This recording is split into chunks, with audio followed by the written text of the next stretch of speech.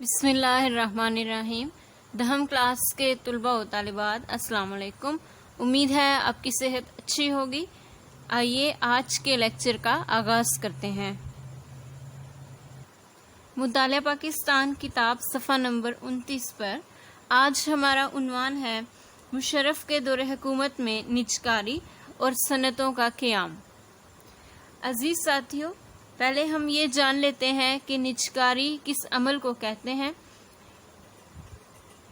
Privatisation یعنی government کے ادارے، فیکٹریاں یا انڈسٹریز جو حکومت یا گورنمنٹ چلا رہی ہو اس کو پرائیویٹ لوگوں کو بیچ دینا نجکاری کا عمل کہلاتا ہے، اور اس طرح وہ ادارے پرائیویٹائز ہو جاتے ہیں۔ جنرل پرویز مشرف سے پہلے بھی بینظیر بھٹو اور میاں محمد نواز شریف کے دور حکومت میں بھی نجکاری کا عمل جاری رہا، اور اس کا مقصد غربت کا خاتمہ اور بیرونی قرضوں کی ادائیگی تھا۔ مشرف اور شوکت عزیز نے مل کر نجکاری کے عمل کو تیز کیا اور ملک کو قرضوں سے پاک کرنے کے لیے ایک منصوبہ تیار کیا۔ دسمبر 2004 میں حبیب بینک کو تقریباً 22 بلین روپے میں بیچ دیا گیا۔ یو بی ایل کو صرف اور صرف 13 بلین روپے میں بیچ دیا گیا۔ نجکاری کمیشن نے پی ٹی سی ایل کے 26% شیئرز یا حصص دبئی کی ایک کمپنی اتصالات کے ہاتھوں فروخت کر دیے۔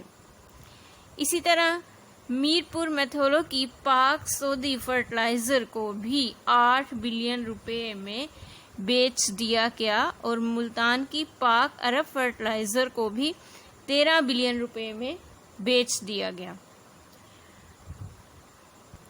گورنمنٹ کے اداروں میں سب سے بڑی فیکٹری پاک امریکن فرٹیلائزر کو صرف اور صرف 16 بلین روپے میں بیچ دیا گیا، اور اس طرح سے مشرف اور شوکت عزیز کے حکومت کے دور میں نجکاری کے عمل سے جو منافع ہوا یا جو پیسے کمائے گئے وہ 2.5 بلین ڈالر تھے۔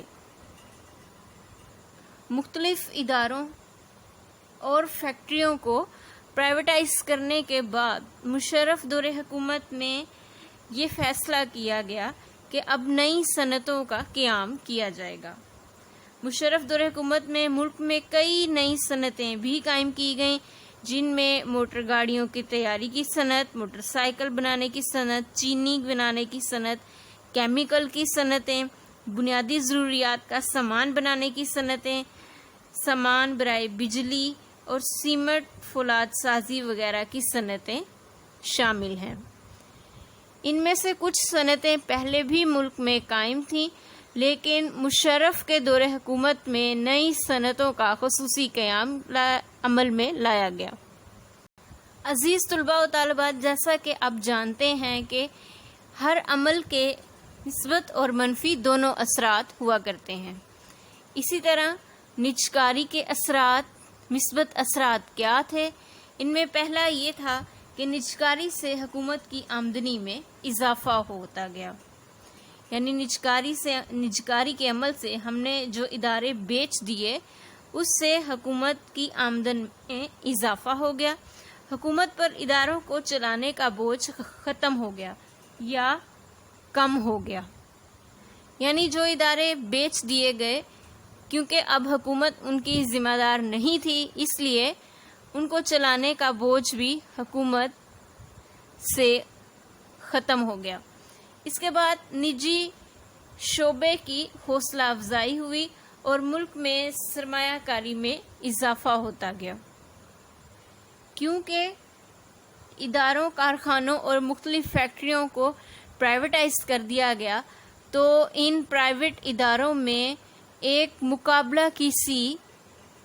شروع ہو گیا، ایک مقابلہ کا سا سما بن گیا یا مقابلہ شروع ہو گیا، اور سب نے ایک دوسرے سے مقابلہ کرتے ہوئے بہترین اشیاء بنانا شروع کر دیں۔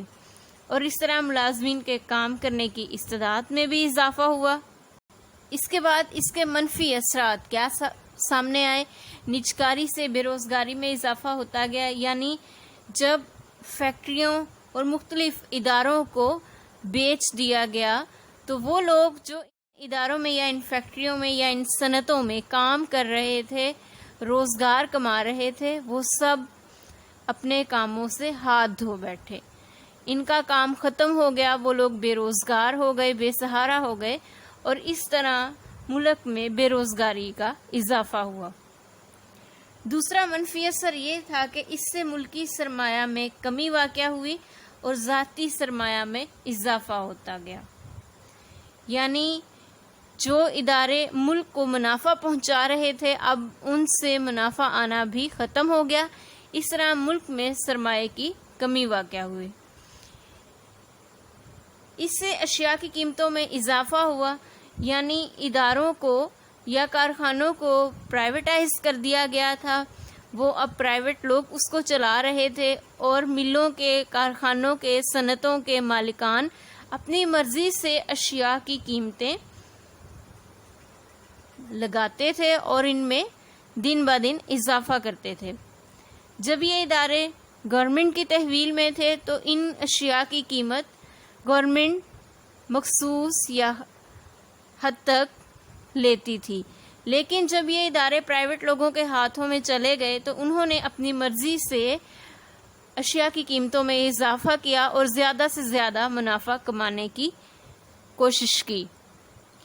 نجکاری سے باقی رہ جانے والے ملازمین میں بھی بے اطمینانی اور عدم تحفظ کا احساس پیدا ہو گیا۔ پرویز مشرف اور شوکت عزیز کی متعارف کردہ اقتصادی اصلاحات کیا تھیں؟ ان میں سب سے پہلے ڈی جی پی میں اضافہ اور نئی صنعتوں کا قیام شامل ہے۔ پرویز مشرف اور شوکت عزیز نے مل کر جی ڈی پی میں اضافے پر خصوصی توجہ دی اور اس میں 7% اضافہ ہوا اور اقتصادی پالیسیاں بنائی گئیں اور ملک میں نئی صنعتیں قائم کی گئی۔ جی ڈی پی سے مراد گراس ڈومیسٹک پروڈکٹ، یعنی ملک میں ان اشیاء کی پیداوار میں جو مقامی اشیاء، ڈومیسٹک کا مطلب مقامی، گراس مکمل، پروڈکٹ پیداوار، یعنی مقامی پیداوار میں اتنا اضافہ ہوا کہ یہ اضافہ بڑھ کر 7% تک جا پہنچا، اور اسی طرح اقتصادی پالیسیاں بنائی گئیں اور ملک میں کئی نئی صنعتیں قائم کی گئیں جس سے بے روزگاری میں کمی واقع ہوئی۔ نمبر 2، سرمایہ کاری کی ترغیب۔ بیرون ملک مقیم پاکستانیوں کو بھی یہ مشورہ دیا گیا، یہ ترغیب دی گئی کہ وہ اپنے ملک میں مختلف شعبوں میں سرمایہ کاری کریں تاکہ ملک ترقی کی راہ پر گامزن ہو۔ اس سے ان کو یہ فائدہ پہنچے گا کہ ان کو رعایت دی جائے گی، ان کے ٹیکسز میں چھوٹ دی جائے گی، اور یہاں پر پاکستان میں ان کو لیبر انتہائی سستی مہیا کی جائے گی۔ غیر ملکی سرمایہ داروں کو بھی پاکستان میں سرمایہ کاری کی ترغیب دی گئی، اسی طرح سرمایہ کاری میں 22% تک اضافہ ہو گیا۔ عزیز ساتھیوں، نمبر 3 پر ہے ملکی خسارے میں کمی۔ پرویز مشرف اور شوکت عزیز کی حکومت میں پہلے ملکی خسارہ 7% تھا، جبکہ اس کو کم کر کے 4.5% تک لایا گیا اور غربت کو 32% سے کم کر کے 20% تک لانے کے لیے بہت سے اہم اور مثبت اقدامات اٹھائے گئے۔ نمبر 4 پر توانائی کا حصول۔ توانائی، جب ملک میں مختلف صنعتوں کا قیام عمل میں آیا تو بجلی کی فراہمی میں بھی اضافہ ہو گیا۔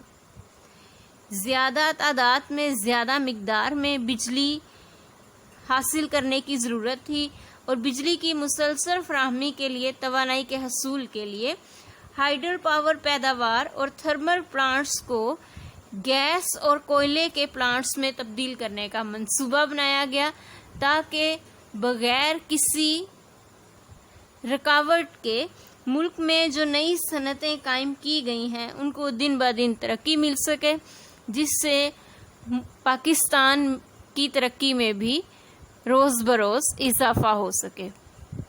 عزیز طلباء و طالبات، آج کے اس لیکچر میں ہم نے جنرل پرویز مشرف اور شوکت عزیز کی مختلف پالیسیوں کے بارے میں جانا، جو ملک کے لیے بہت اہم کردار ادا کرتی رہیں۔ بہت اہم اقدامات ان دونوں نے مل کر کیے اور ملک کو ترقی کی راہ پر گامزن کیا۔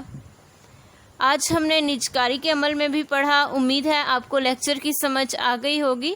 دوسرے بچوں کے ساتھ اس کو شیئر کیجیے۔ اپنا خیال رکھیے۔ شکریہ۔ اللہ حافظ۔